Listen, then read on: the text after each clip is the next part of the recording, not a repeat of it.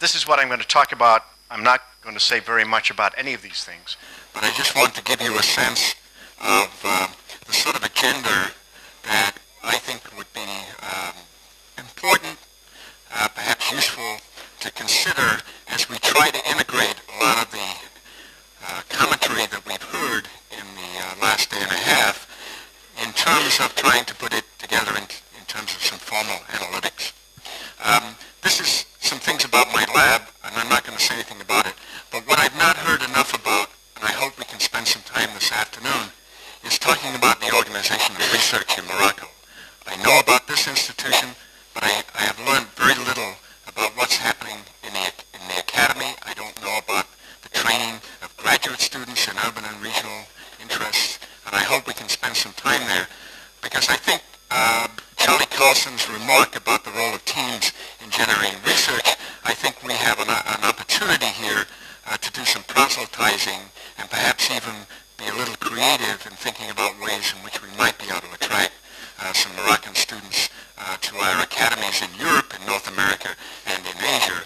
And because I think it is very important, as we look at the issues that are being discussed here, to answer the question, how and where is the next generation in this country being trained, and in what are they being trained? So I hope there will be some possibilities for us to talk this afternoon about international collaboration and also the role that WRSA might play in this. Now to my presentation. We've heard many times about the fact that the world population is now urban, over 50%. There's variation across space. Forecasts, if we go back and look at the literature, everybody was talking about an upper bound at some point. We haven't found it yet. And so what this, I think, suggests to us that while we're worrying about the size of the city, we also need to be concerning ourselves with what goes on inside that city. And this sort of follows on from Art Geddes' very nice presentation about Accra, and I'll try to link that together.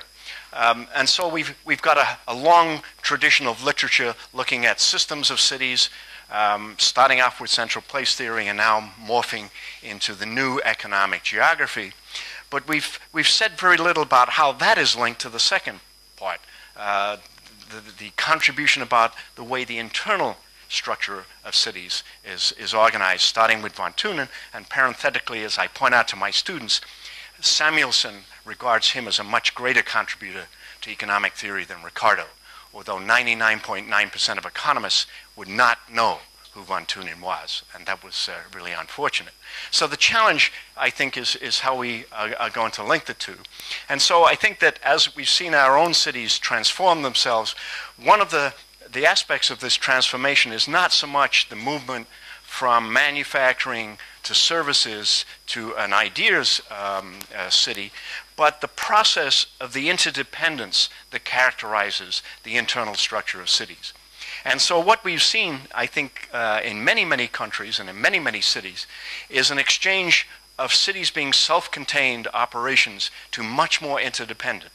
And that interdependence stretches across the system of cities within countries and to systems of cities worldwide. And this is all generated by the concepts promulgated by the new economic geography. And the point that I think is very important for us to understand is that, as is the case with world trade, intercity trade is increasing much more rapidly than gross city product, the rate of growth. In other words, this external dependence is increasing at an enormously fast rate, and it's something we need to look at. So what I find very frustrating when I talk to policymakers in North America is that they want to rush in to do policy. And the analogy is, if I don't feel well and I go to see my physician, and without looking at me, he writes a prescription and gives it to me, I would not have very much faith in that physician. And I think too many times policymakers want to do something.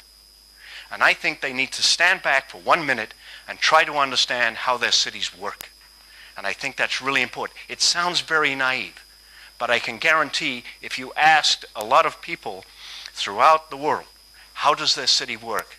They could tell you about the museum, they could tell you about tourism, but very little about the interconnection between those activities. And I think that's important. So what we're doing is we're organizing our work now under this theme called regeneration economies. And we're trying to integrate it, and I have one slide, I'll show that. But I love this slide, this remark that we plagiarized and manipulated from Einstein. He didn't say this, but this is what we're basically saying. We can't solve today's economic development problems with the thinking that got us there. In other words, we need some new thinking and some new ideas. And what we're proposing is to get away from this notion that it's just attracting business. I think Charlie Carlson very nicely said, attracting creative people does not give you a creative city. These are necessary but not sufficient. We need to do much more. We need to grow viable firms. We need to understand that economic development is a much more complex strategy. I'll share this with you, and you can look at it at your leisure. But basically, what we envisage this as a macro, micro, macro process. We start off understanding the city from 10,000 meters. Then we try to understand how the value chains within that city are operating.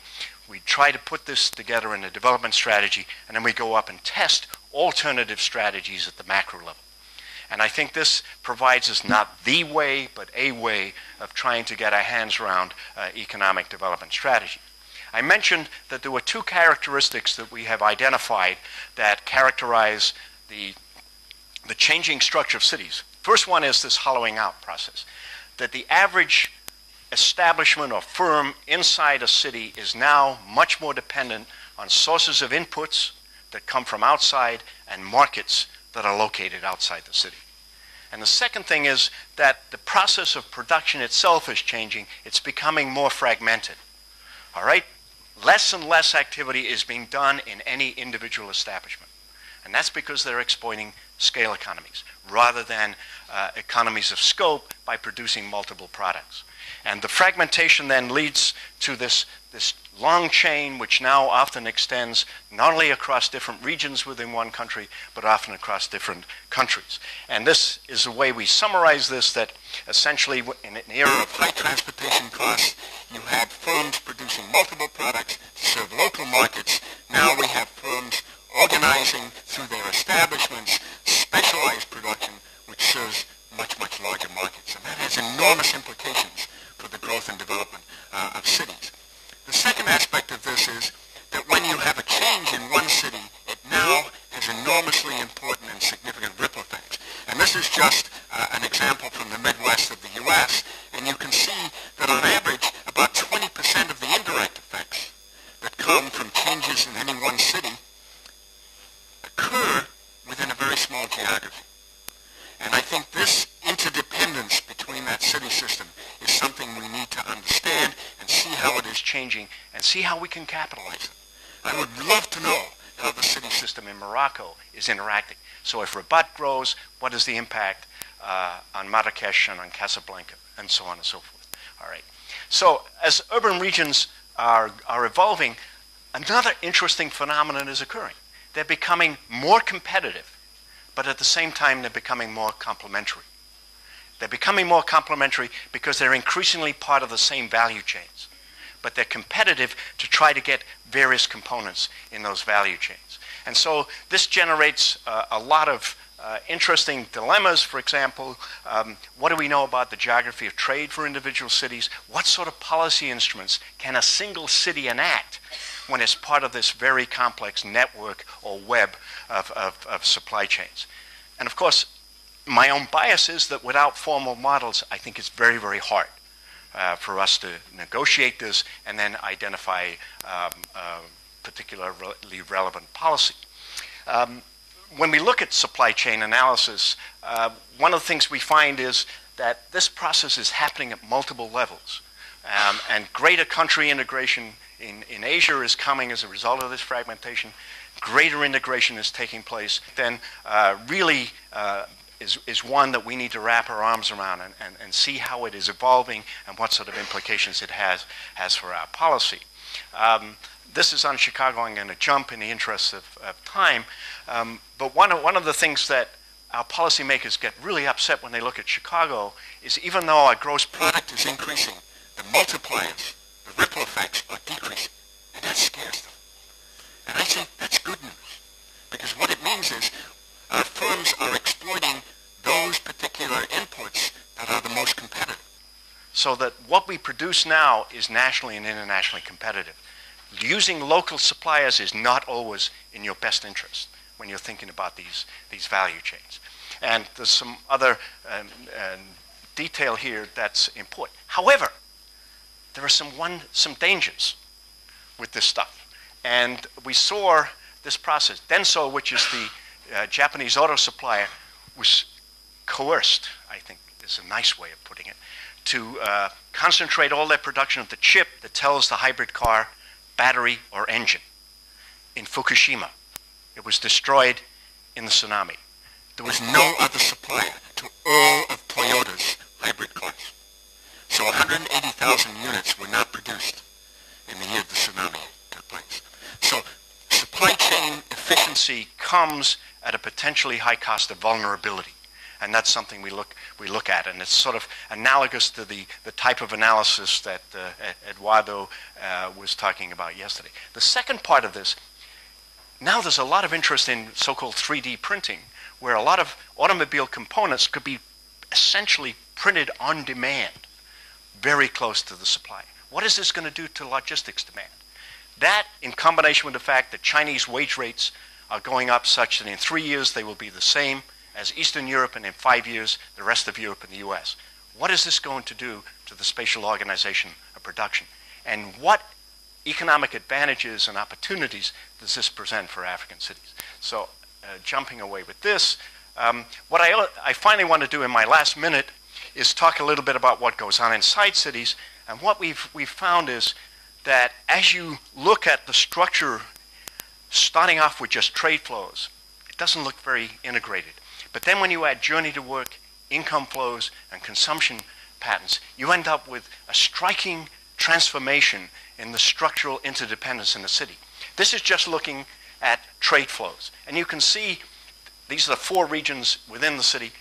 Basically, everybody is buying stuff locally, or they're buying it from outside, but they're not buying it from the rest of the city. But once you start looking at income flows, journey to work, expenditures on goods and services, you suddenly get a very, very complicated pattern. That's one level. The second part is that the poorest area in the city, which is the south side of Chicago, generates the largest ripple effect from an increase in income. And one of the things that I would be very interested, going back to Art's notion of looking at interdependence among neighborhoods, does that slum in Accra have a similar sort of impact on the Accra metropolitan economy? You know, who is generating the largest ripple effects, not only within the region as a whole, but in terms of the spillover effects? And in this case, the suburbs are gaining the most from economic expansion in the least poorest part of the country. Okay, finally, 30 seconds. What is interesting in the last 5 years is major organizations, and I've listed them here, have all discovered that inside economies, there's an enormous degree of heterogeneity. The World Bank, with its report, New Directions in Economic Geography, or some title like that, OECD has discovered this, Inter-American Development Bank, Asian Development Bank. I think this is a really important opportunity for us to understand. And the reason is that we see the competition not between nations, but between regions within nations. And I think it's a very, very good opportunity for regional science to be able to bring our toolbox to help us understand these sort of things. And we've known a lot about interurban connectivity. We've now got an opportunity to expand this, but I also think we need to get inside these communities. Thank you.